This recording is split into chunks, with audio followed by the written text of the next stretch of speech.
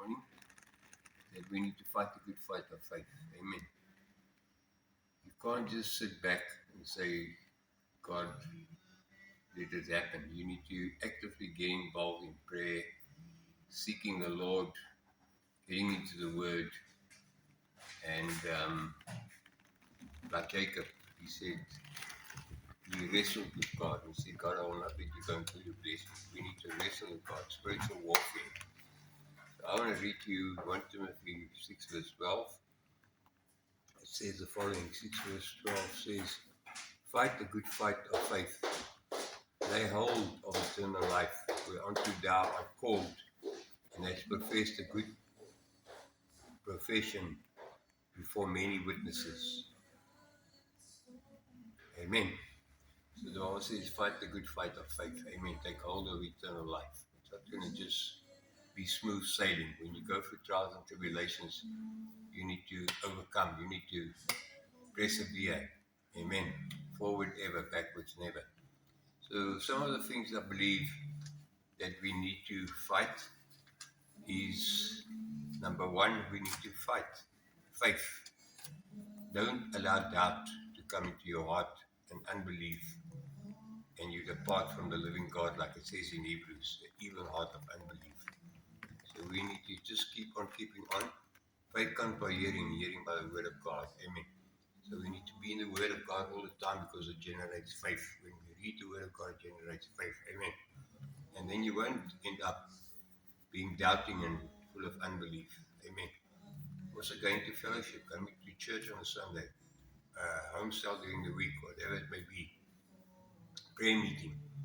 Every time you connect with other believers, it's like that coal in the fire. You take it one side, it gets cold quickly, it dies. But if the coal stays in the fire with the other coals, it keeps on fire.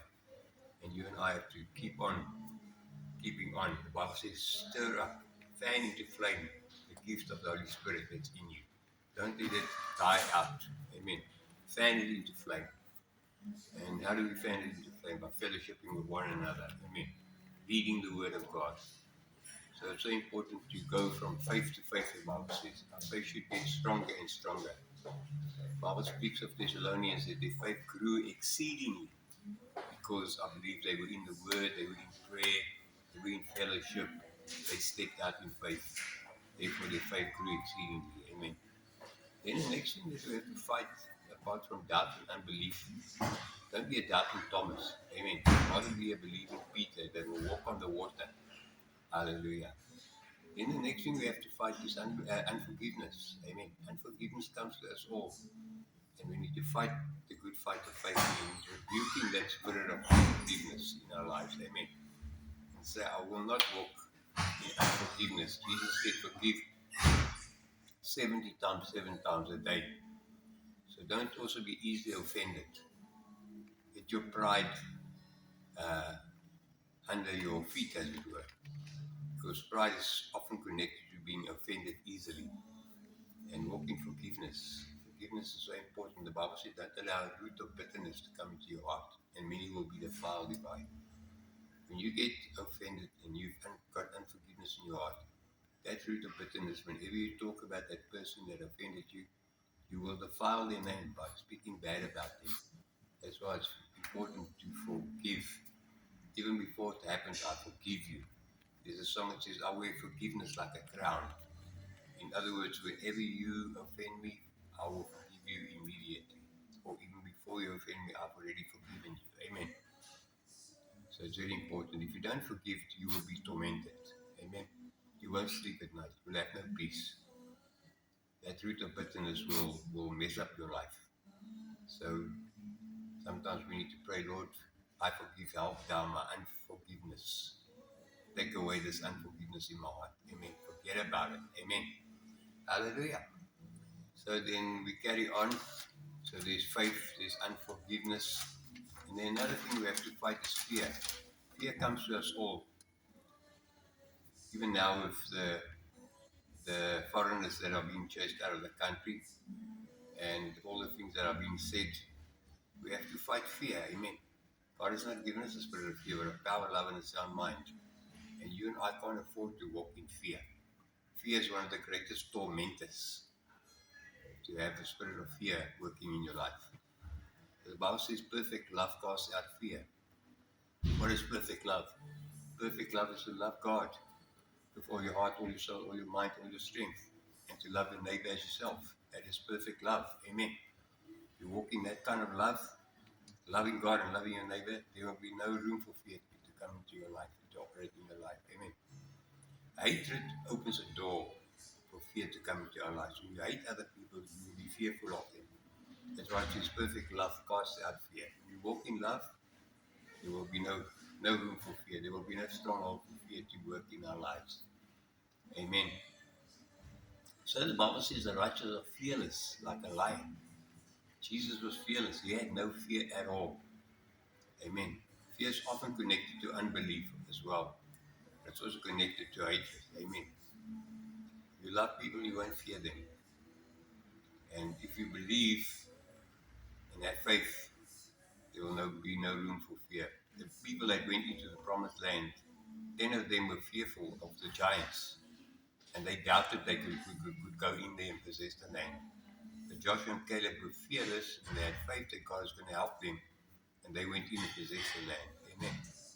So don't allow fear to have a stronghold in your life. Whenever you feel fearful, confess, God has not given me a spirit of fear, but of power, love, and a sound mind. Fear is almost like a spirit. Amen. And we have to resist, submit to God, resist the devil, and he will flee from you and from me. Amen. So I want to encourage you. Often we go to Hillbrow to do outreach. Hillbrow is one of the most dangerous places in South Africa. But when we go in there, I go in there with boldness. Amen.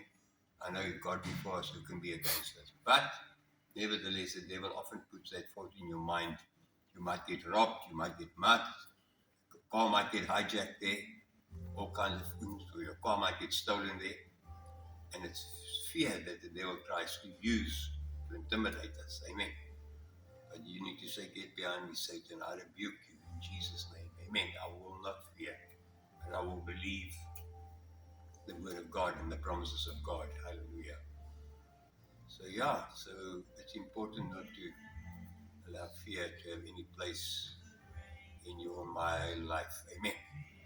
Then the last thing that we need to fight is we need to fight pornography. Amen. Pornography is a curse in our day and time. It's so freely available on the cell phones. When I was a youngster, there was nothing available when it came to porn. And you had to go out of your way to find some magazine or something that had porn. But today it's just on the phones every single minute, every single second. You open your phone, open Facebook, you go anywhere there's porn. Amen. So what I've learned, whenever there's something on my phone that I don't like, I'll just press there, not interested. And eventually, if you keep on pressing not interested, eventually the things that come to your phone is good stuff. Amen. But you have to fight it all the time. Amen. Because men, we are tempted. There's satisfaction in looking at stuff we shouldn't look at. The forbidden fruit. Amen. You can eat of all the trees, but the one that you're not supposed to eat, that one you want to eat off. Amen. That's why pornography, it defiles us. It stirs up lust in our lives. And I find every single week I have to fight that spirit of pornography. Amen. That spirit of lust. We have to crucify the flesh and its lust, the Bible says. Amen. The Bible says, love not the world, neither the things that are in the world. All that is in the world, the lust of the flesh, the lust of the eyes, and the pride of life is not of the Father, but of the world. The world and its lust pass away. But those who do the will of God live forever. To do the will of God is to live a holy life, and to live righteously.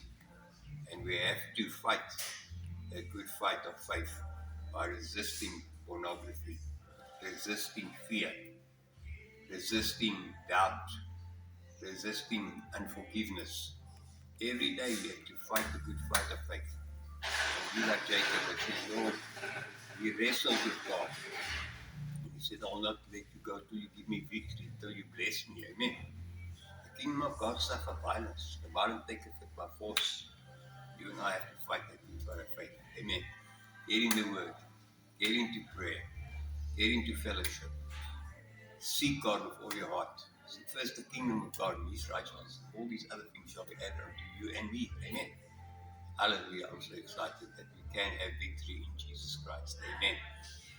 And then closing today, if you've never opened your heart for Jesus, He loves you, He died for you on that cross, shed His blood for you so that we can be forgiven. Just say this prayer after me. Say, Lord Jesus, I pray this morning, forgive all my sin. Come into my heart, come into my life. Wash my sin away in your precious blood. Write my name in the book of life. Come into my heart. Fill me with your spirit. Make me your child. I believe in you. I believe you died for me. You rose again so that I can be forgiven and have everlasting life. I believe it. I receive it today. In Jesus' name. Amen. And if you're sick, I wanted to pray for you. Lord, whatever sickness this friend of mine might have today, we rebuke it in Jesus' name. We pray for healing from the top of their head to the bottom of their feet. Be healed in the mighty name of Jesus. By His stripes, you have been healed. Believe it and receive God's healing right now and ask Him to heal your body, to save your soul, to make you whole. In Jesus' name, hallelujah, hallelujah. God bless you.